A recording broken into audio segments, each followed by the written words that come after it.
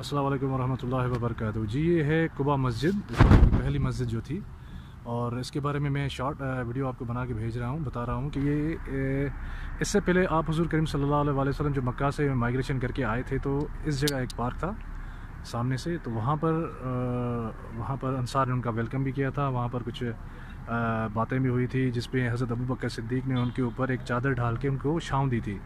उससे वो पहचान गए थे कि ये आप हुज़ूर करीम सल्लल्लाहु अलैहि वसल्लम ही हैं। फिर वहाँ से ये वो जगह है, इस जगह भी अभी बाग बना हुआ है।